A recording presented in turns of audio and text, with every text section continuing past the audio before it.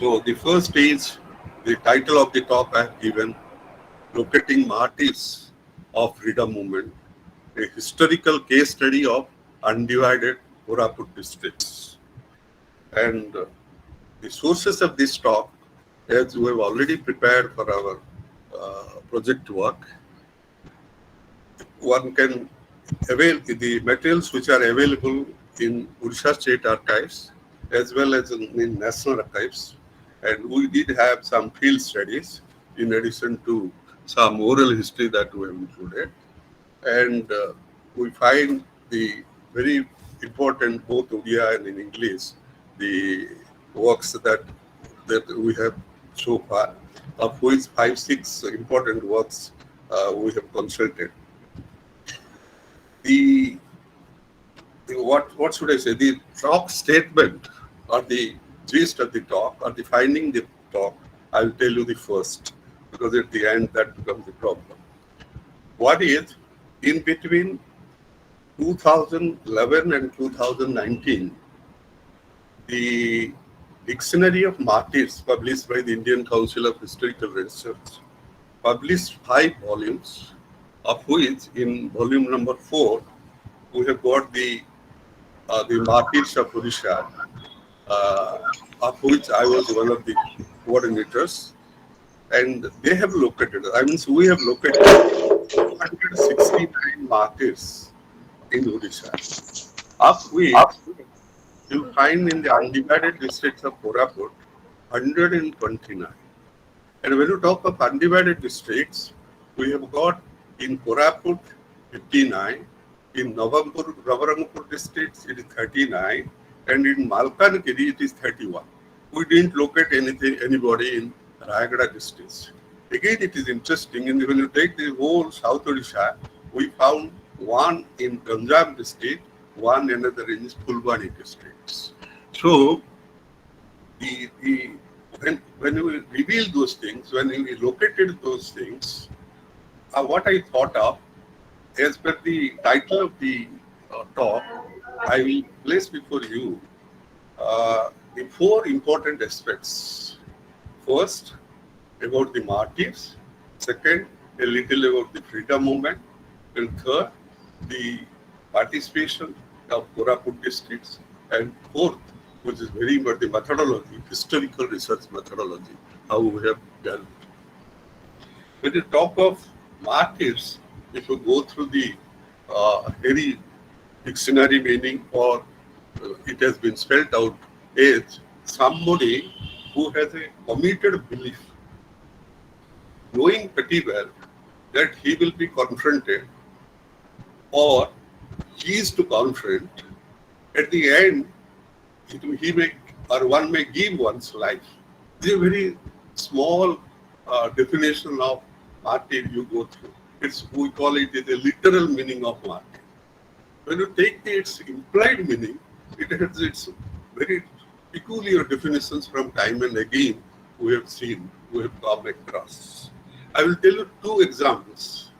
One, relating to Mahatma Gandhi himself, that he was a martyr. Being a student of history, when I study the Gandhi's history, etc., Gandhi returned from South Africa in January 1916. He met Gopal Krishna Gokhale, his political guru, in Pune, when he intended that he should take some political activities in the country. Gokhale advised him that he should go around India, because it's not South Africa, and let him meet the people, let him understand the people and join. Accordingly, we have seen from 1916 to 1920, almost these 4-5 years, he moved around. There are certain like Champaran cases, etc. So what has happened, the concept he developed, how to decolonize this colonial power from India, a question came to his mind after these 4-5 years, that the imperial hegemony, which is being injected or imbibed in among the Indians, it is so difficult to erode from the concept itself. That is, how to erode the imperial hegemony from the minds of the Indians and start a movement, start a project, decolonizing. That is what is the Gandhian struggle or Gandhian movement. This is one. That means a committed belief means Gandhi, this fire of nationalism was injected in his mind by 1921 to have his movement. This is relating to one aspect. Another say, in our field study, we met somebody in Nabarangpur, a Muslim, Muhammad Jim. What he said he was only 21 years when he joined the movement. As a young man, he wanted to meet Gandhi. It took a lot of pain to meet Gandhi in Wardha. And Gandhi advised him, if you want to participate in the movement, you should sacrifice. So this concept of sacrifice, when it is imbibed, that is what is the committed belief that has come up. He did return and participated. Here two cases I have told. One, somebody who has a committed belief, acted and died. Posthumously, a title is given as Shahid or Martyr. Somebody who participated with committed belief but didn't die, we call him a freedom fighter. So all martyrs are freedom movement, are freedom fighters, but all freedom fighters are not martyrs. This is what the concept what I intended to communicate out of my own experience that I have gone through. The second aspect when you come to our next is relating to freedom movement, how we have related. A very small note that I will tell you, if all of us know when we were in schools, we were told the magnitude of the movement, the vastness of the Congress and independence movement. And when we were in college and post-graduate classes, we were told about something like the interpretations that has come about the movement. We know all that, how the nationalist, how the imperial school, how the Marxist school. By the time we were then in PG classes, these schools had come, interpretations had come. When we started the research work, or to say, by the end of my research work, by 80s, there is a new concept came. This is subaltern studies. They also interpreted. All those things, when you take the interpretation that have come up, there are facts which are being interpreted. So this is where historical research started working. That is, in historical research, when we started doing research, there was not so much book. I remember late Professor Sheikh Ali of Goa University. He had written a book, History, It's a Theory and Method.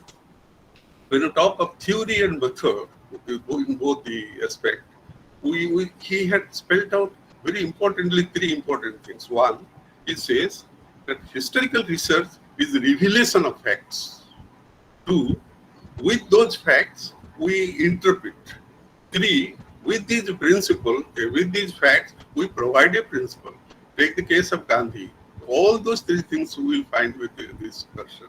So what has really happened when historical research started and with these ideas that we had come, when I started my research, it was in 1975 when the Indian History Congress was held in Aligarh, where late Professor R.S. Sharma was the president, and he said, no theory, no history.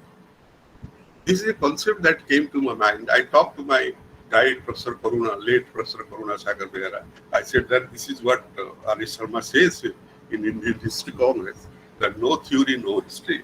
Then Karuna Sagar Behera told me, Subhash, do one thing, you just test the primary source and present very well documented one.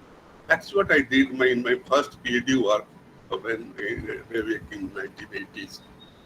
So the second aspect that comes up, the historical research always accepted its own identity as a research work.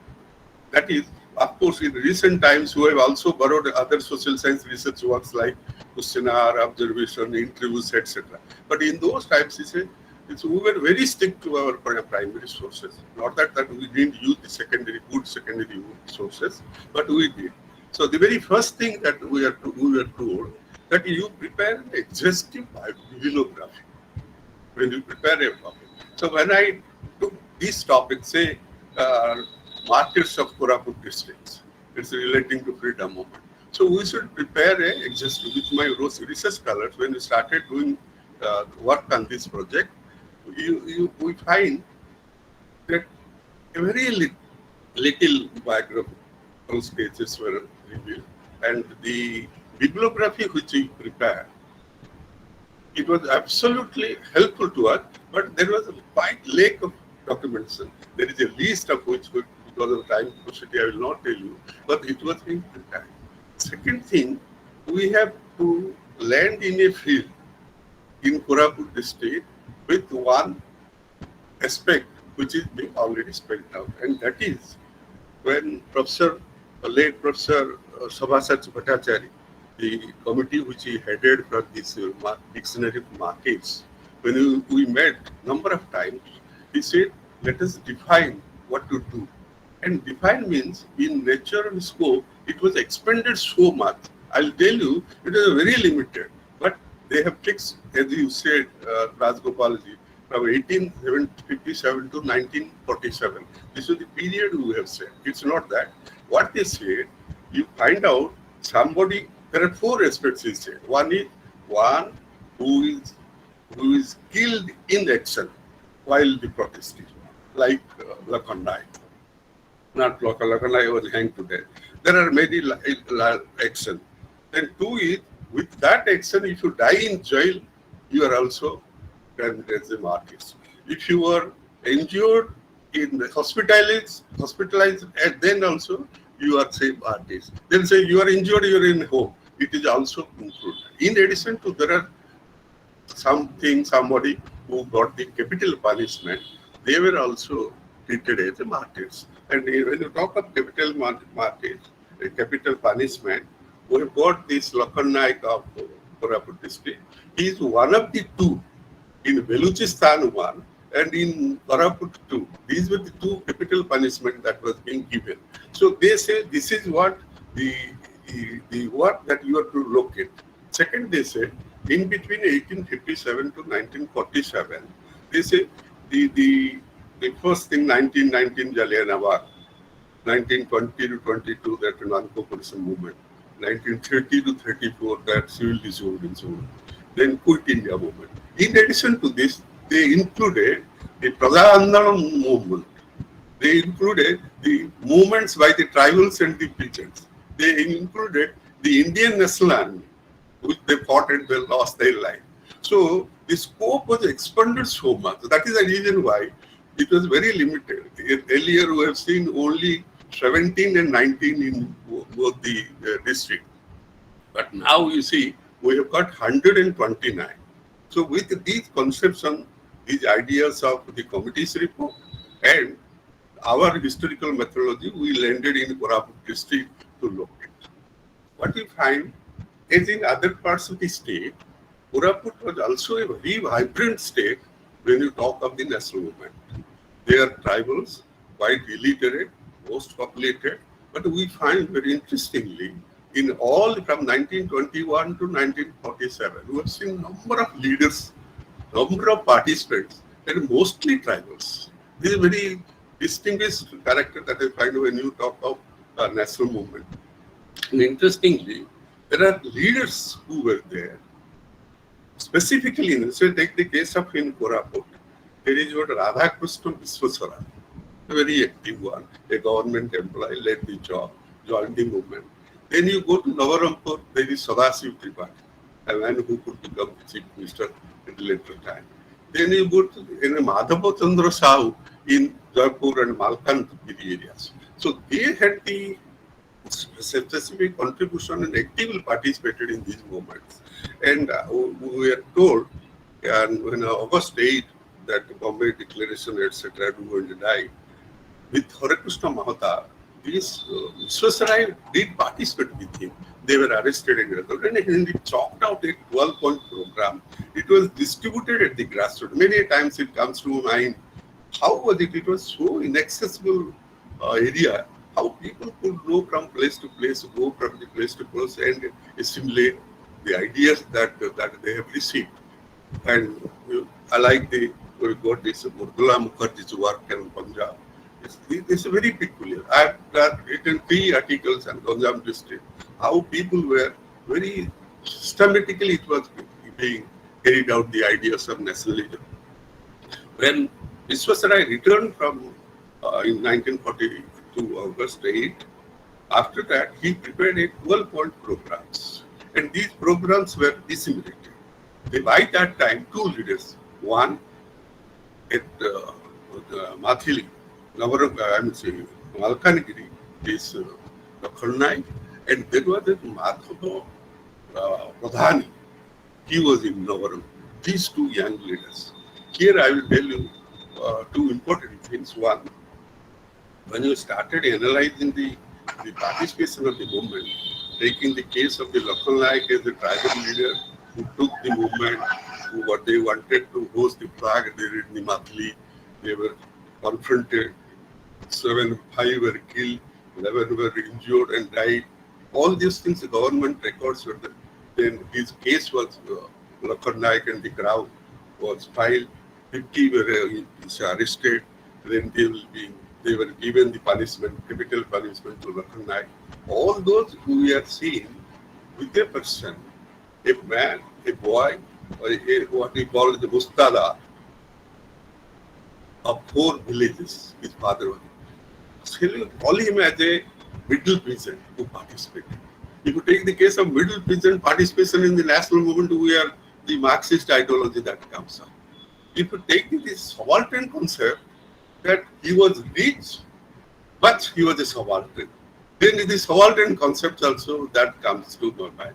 And take the case of this person, was he not a nationalist? He was definitely a nationalist. So the schools of thought that we are going through, coming across, you find a case study in Koraput district with the person of Lakhar that all of them have actually jumped into and started fitting in to their school of thought. And that might be. I have written 2 articles on it, and Professor Nihar Ranjan Patnaik, and both his father, Jagannath Pandit, they have written also. And there are so many works nowadays. You see, when I started doing the research at those times, scholars were very limited and matters, pregnant materials were. Now it is just opposite. So then the second thing you find is Papadahandi, where you find a very minar there with 19 persons. I've gone there, I've seen that. Here what has happened, it is on 21st August 1942, the movement moved at Mithili that you have seen. The procession started, killing started, etc. And after 3 days, that Pradhani, that fellow, he took the leadership. What they used to, they will demolish certain bridges. That's sort of a violent character in an unviolent movement that we have experienced. When they wanted to, when they hear the message that Lakhar is arrested, actually they started moving. And at that Turi river where they come across confronted, and record says that about 19 people were also there, they are killed there. Now that what I have thought of presenting this idea in shape of concluding idea, what I intend to tell, let us make a comparative studies of Koraput Undivided district, that sort of Congress movement, the leaders and the participation. To me, when you evolve an idea relating to the freedom movement, one should think of what was the target, what was the objective of that movement at the national level, at the state level, at the local level.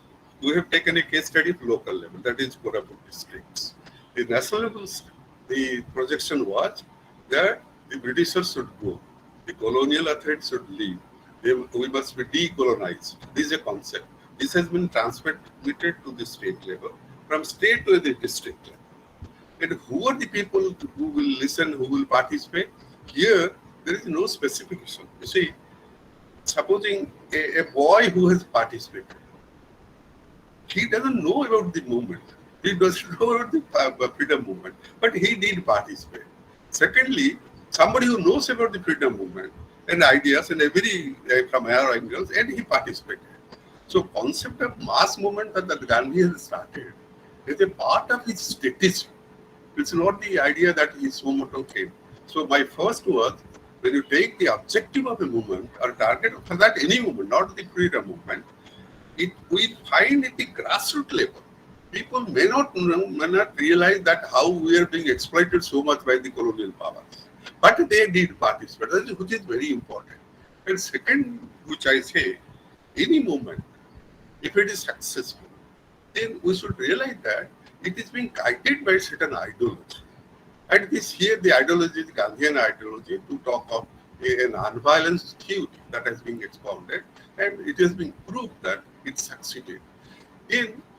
We have seen in an unviolent movement, there are a number of violent actions in the freedom movement, but we call it the Indian freedom movement as an unviolent movement throughout so many countries that they have followed as an unviolent movement. This is the second aspect when you talk of freedom. Third is a leadership. You see, without leadership, you see, when in a tribal district like Koraput, when I spelled out these names, those who were, including a tribal, as a man, a boy, young man like Lakhan, a middle-rich man, middle-class man, what they call the son of a Mostada, is not a poor fellow, but the fire of patriotism was injected in such a way that he not only participated, he was in 1940 was arrested for 9 months. When he returned from the jail, this concept of 12 points of Vishwasarai that came. So this is what they injected here. They took the leadership. So first your objective, second is your ideology, third is your leadership, and fourth is also very important, the top of an organization. Without organization, a movement should not move. Cannot move. Here, it's definitely Indian National Congress, which was a very big organization. They took the leadership. And when you talk of Koraput, it is the Congress ideology that was injected. This is what a number 4. And 5, which I have seen, the participation of the people. Here is a district where leadership is given by the tribal, participation is made by the tribals, they are not that literate, and in accompanying any other tribal movements of the country, there are so many works, including Rajasthan, that we find Koraput was virtually ignored.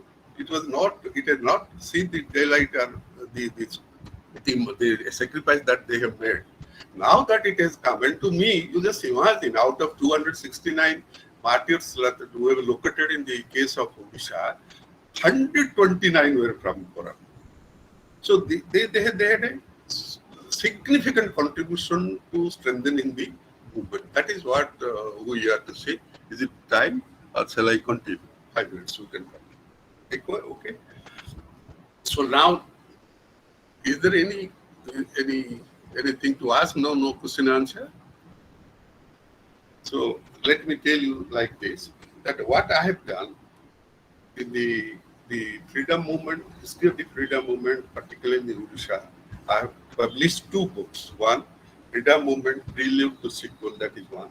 And another is Freedom Movement, a biographical sketch of Punjab district. These are the 2 books I published, and almost 11 articles are published, and in number of seminars, conferences, even in Indian History Congress proceedings that has come, of which the district Koraput has its own share.